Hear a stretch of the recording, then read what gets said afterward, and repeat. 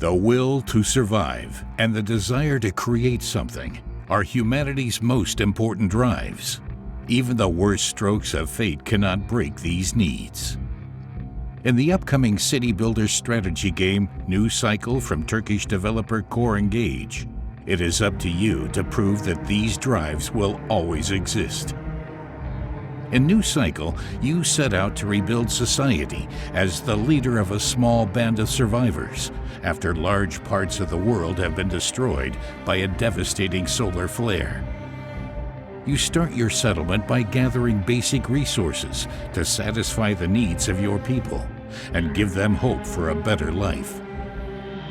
Over time, refugees will join you, children will be born, and your small community will grow. But as a result, the needs and demands of your people will grow as well. If these needs are not met, the morale of the entire settlement will deteriorate, with potential devastating outcomes. Through hard work and consistent research into forgotten technologies, you'll evolve your settlement. The more advanced the technology, the higher the requirements for completing that research will be. For example, paper production and a corresponding supply of wood for the sawmill play a major role in your ability to evolve your settlement. In addition, some research branches build on top of each other. If you haven't researched basic metalworking techniques, you simply don't have the base to process tin ore to ingots later. You will only have to manage a handful of different resources at the beginning, but this number increases threefold or even fourfold after a few hours into the game.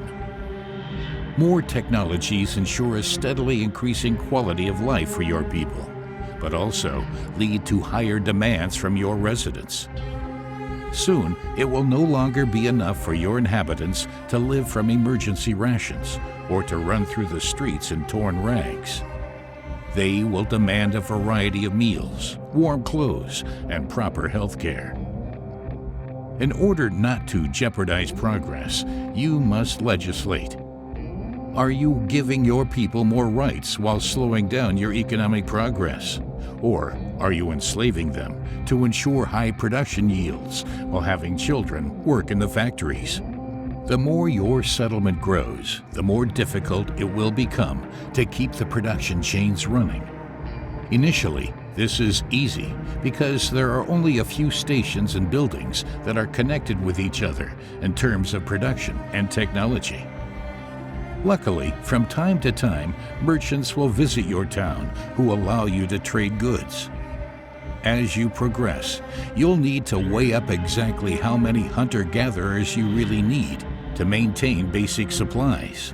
This is because more advanced buildings need more staff and also better trained residents, such as craftsmen or specialists. With time, the power supply for your settlement also becomes a cosmos of its own. If you position your wind turbines well at the beginning, you'll be set for the future. But you can't always rely on the wind, and further into the game, you will have the opportunity to produce larger amounts of electricity via coal-based power plants. In addition, some buildings later in the game, such as mines or smelters, consume a lot of power, which automatically leads to bottlenecks. Also, random sandstorms can have a massive impact on the efficiency of your wind turbines. An event like this inevitably leads to the question, which buildings do you shut down in order to not put the power supply of your most important infrastructure at risk? And how will your residents react to smaller food rations or to strenuous extra shifts, even if it is only for a short time? The morale of your residents is not the only challenge. Harsh winters, sandstorms, droughts, and other natural disasters pose a constant threat to your fragile community's efficiency and health. Of course, there are also glimmers of hope. Completing tasks brought to you by your residents or visitors is always a welcome morale booster. It gets even more exciting in the later parts of the game, when you're able to send expeditions into the surrounding areas of your town. You never know what resources and opportunities your scouts will encounter on their journeys. Maybe they'll find valuable resources that you can mine, or even a particularly rich hunting ground. In any case, it is worthwhile to explore the world around you and set up outposts, even if it is only a watchtower which guides new refugees to your settlement. The fight for survival in New Cycle is an exciting roller coaster of ups and downs that will demand everything from you.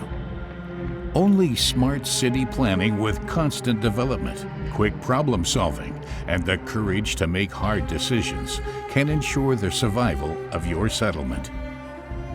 Core Engage's debut title takes the best from other well-known city builder games, but at the same time, the developers make sure to give the genre its own spin to make New Cycle's gameplay unique.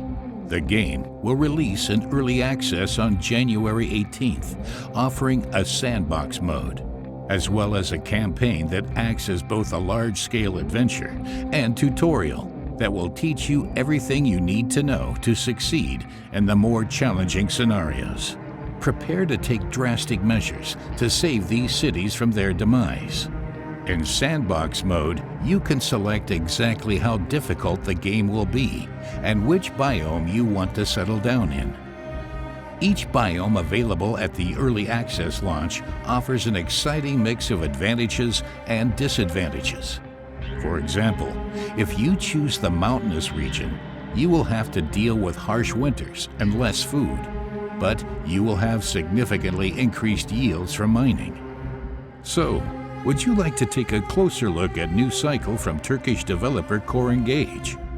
Wishlist the game today, so you don't miss out on news and the early access launch on the 18th of January.